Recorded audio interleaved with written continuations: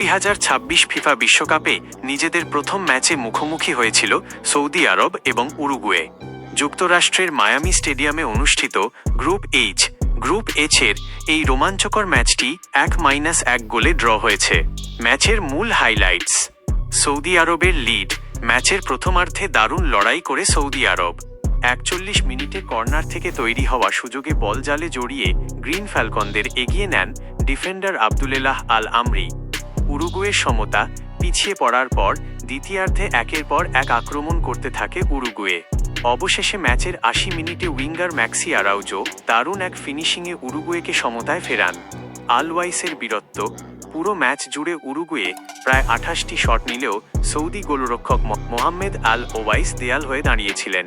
বিশেষ করে ম্যাচের শেষ মুহূর্তে ফেদেরিকো ভালভার্দের একটি নিশ্চিত গোল ঠেকিয়ে দিয়ে তিনি সৌদি আরবের 1 পয়েন্ট নিশ্চিত করেন। গ্রুপ এইচ এর বর্তমান অবস্থা। এই ড্রয়ের ফলে গ্রুপ এইচ এর সমীকরণ বেশ জমে উঠেছে, কারণ এই গ্রুপের অন্য ম্যাচে ইউরোপিয়ান চ্যাম্পিয়ন স্পেনকে গোল 0-0 ড্রয়ে রুখে দিয়েছে আসরের নবাগত দল কেপ ভার্দে। ফলে প্রথম ম্যাচ শেষে গ্রুপের 4টি দলেরই পয়েন্ট এবং গোল ব্যবধান সমান।